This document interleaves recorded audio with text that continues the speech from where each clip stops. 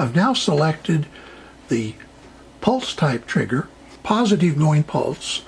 I've set the limit range to less than 5 microseconds. This happens to be a 10 microsecond period, or in other words, the positive pulse is 5 microseconds long. So if I reduce the limit range below 5 microseconds, you notice that the scope stops triggering. The purpose of the pulse trigger is to allow you to look for pulses to see if they are within your design spec. If the pulse is smaller than that, you can use the limit range. You also can use a greater than symbol, and in this case my greater than amount is 2 nanoseconds. I can also use a within range. Here it's 2 nanoseconds to 2 microseconds. So let's reset that. By the way, you switch between them by doing this. So let's reset that to 5 microseconds. Now we have this set to 2 microseconds, or 2 nanoseconds, and this set to 5.62 microseconds. Well, a 5 microsecond pulse fits within that window. Obviously, one of the reasons you would use this is, for example, if this were the clock signal in a synchronous logic design, there are certain specifications that the clock signal has to meet.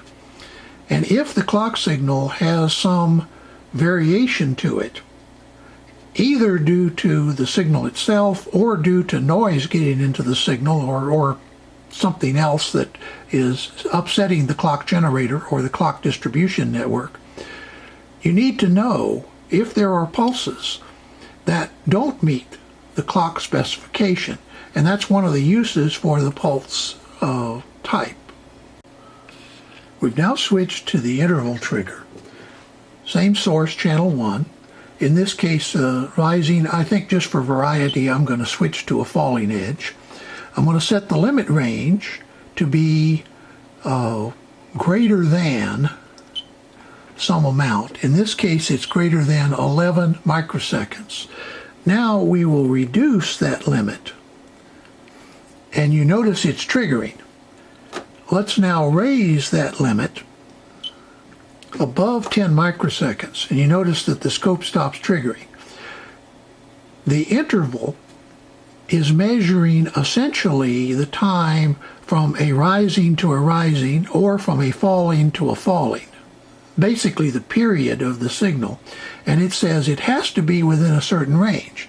In this case, we're saying that it has to be greater than 21 microseconds. Well, this is a 10 microsecond period, so as I reduce this below 10, it's now at 989 nanoseconds, or 0.989 microseconds.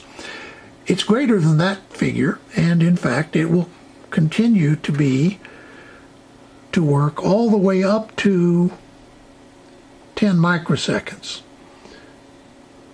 There's 10.6, and as soon as I go below 10,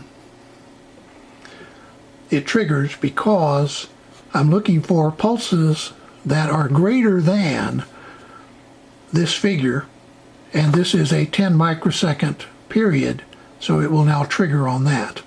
That is the interval trigger.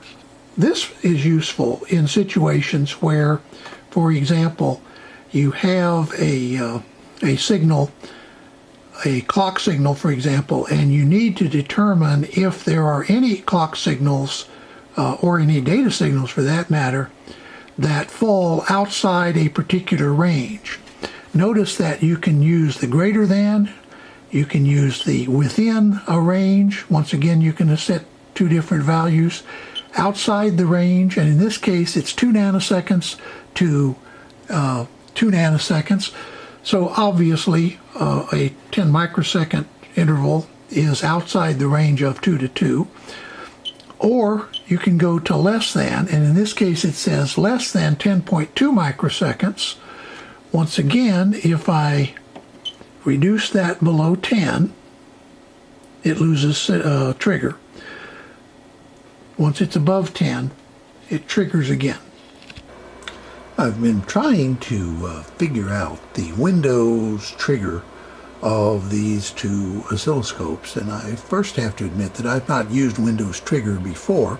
So what I did is I went to the websites, and for example, this is the Windows trigger for from the Siglent website. You see how to use the Windows trigger of Siglent oscilloscopes.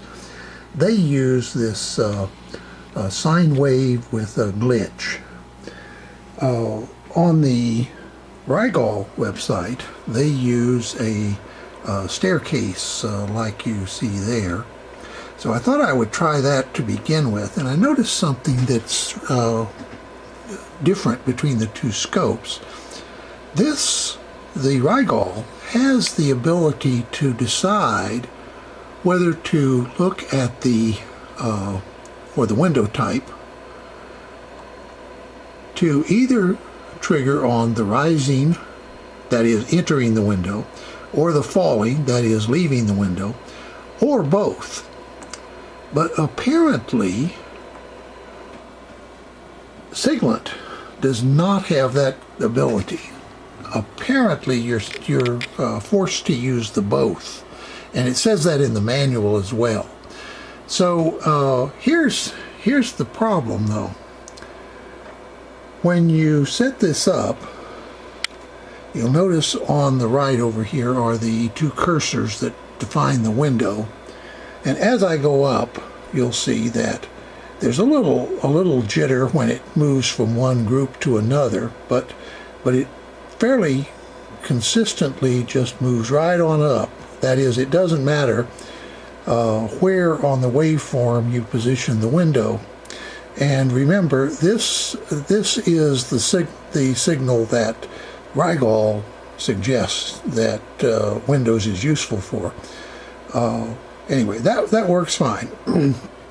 On the Siglent, however, when I do the same thing, you'll notice that right now the bottom of the window is outside the waveform and the top of the window is inside it. But watch what happens now as we move up. We get to a point where, now there you can say, well, maybe it's because the triggers or the window is going right through the level. But you move further up here where it's very clearly not on the exact level, and it still won't really synchronize. It sort of double triggers.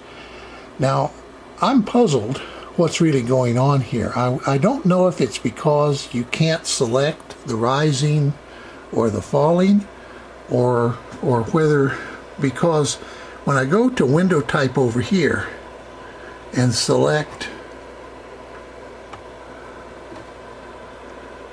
the both type, the Rigol still appears to work stably, although there are situations where it will double trigger.